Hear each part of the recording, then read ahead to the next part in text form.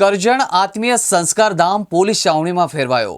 સોખડા ધામને લઈને થયેલા પ્રબોધ સ્વામી અને પ્રેમ સ્વરૂપ સ્વામીના જૂથોના વિવાદને લઈને આજરોજ કરજણ નેશનલ હાઈવે 48 ઉપર આવેલા આત્મીય સંસ્કાર ધામ કરજણ ખાતે પ્રબોધ સ્વામીના જૂથ દ્વારા ગુરુ પૂર્ણિમાની ઉજવણીના જાહેરાતને લઈને યોગી ડિવાઇન દ્વારા પોલીસને લેખિતમાં પોલીસ બંદોબસ્તની માંગ કરી હતી।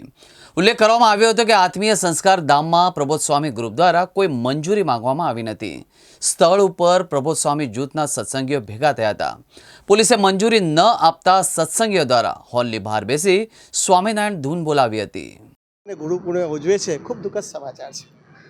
હરિપ્રસાદ સાહેબ જે આત્મીયતાના પ્રવર્તન માટે આ ધરતી પર આવ્યા, એમને આ હાઈવે પર મંદિર એટલા માટે બાંધ્યું કે હાઈવે પ્રદેશના એટલે આજુબાજુના 5 તાલુકાના ભક્તોએ દિવસ રાત જોયા છે। અભૂતપૂર્વ સેવા જ્યારે કોઈ નહોતું ત્યારે યોગી ડિવાઇન સોસાયટીની કરી હતી। જ્યારે કોઈ નહોતું પોતાના દીકરાને પણ કોરિયા હાથમાંથી મોઢામાંથી છીનવી લઈ અને એમને ઠાકોરજીની સેવા ભક્તિ કરી હતી।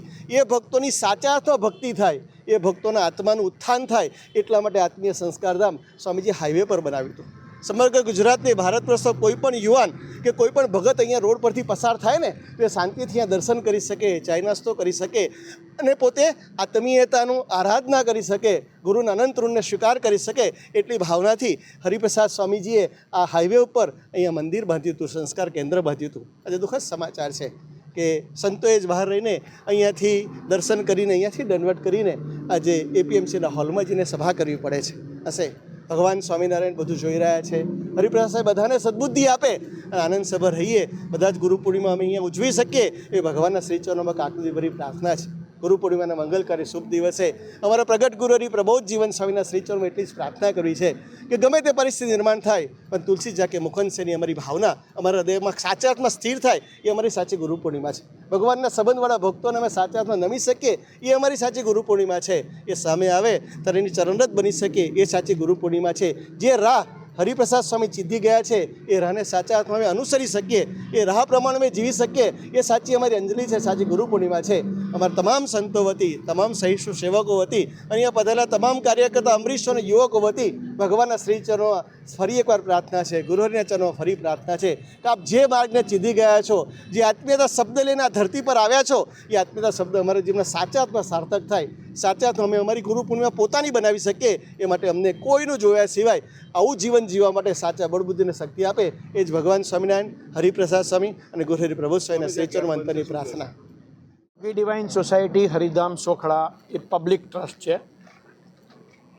સ્વામીજીના 85 વર્ષ સુધી એ ટ્રસ્ટમાં આજે લાખો હરિભક્તો છે અને સેંકડો સેન્ટર છે। કરજણ, આમોદ, વાગરા, સિનોર તાલુકાનું આ સેન્ટર અહીંના હરિભક્તોના પરસેવાથી બનેલું છે। આ ટ્રસ્ટ એ પબ્લિક ટ્રસ્ટ છે અને એ ભક્તોનું ટ્રસ્ટ છે।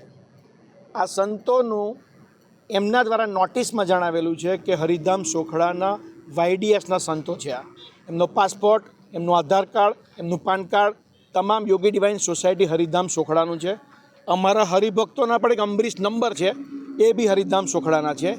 પરંતુ હેરબેસ કોર્પસ દ્વારા આજનો વિવાદ એ છે કે હેરબેસ કોર્પસ દ્વારા જે સંતોને બાકરોલ સ્થિત સેટ કરેલા, એ સંતો અહીંયા ગુરુ પૂર્ણિમા ઉજવવા માટે આવેલા, એ લોકોને રાઈટ છે પોતાની સંસ્થામાં જવાનો, છતાં પણ એ રાઈટ કોર્ટની ઉપર જઈને આ લોકોએ લોક મારેલું છે, જેનો અમને વિરોધ છે, જે અમે ન્યાય માગી રહ્યા છે। આજે આ વિરોધ અમે એટલા માટે દર્શાવીએ છીએ કે આ સેન્ટર આવતા 25 વર્ષ સુધી કદાચ ના ખુલે તો હરિભક્તોનું શું થાય। એટલે આજે ગુરુ પૂર્ણિમાના દિવસે યોગી ડિવાઇન સોસાયટીના સંતો એ સંપત્તિમાં અધિકારપૂર્વક જઈ શકે એવી અમારી માગણી હતી। જે લોકોએ અસંતોષી છે અને મનસ્વી પણ આ ગેટ બંધ કરેલો છે, જેમાં પ્રેમ સ્વરૂપ સ્વામી અને ત્યાગવલ્લભ સ્વામી નું રોલ છે, કેમ કે એ લોકો આ મંદિરને હેન્ડલ કરે છે। અહીંના લોકલ વ્યક્તિઓ બી અમને સપોર્ટ કરેલ નથી, જે અમે કાયદાકીય રીતે એની પ્રક્રિયા પૂર્ણ કરીશું।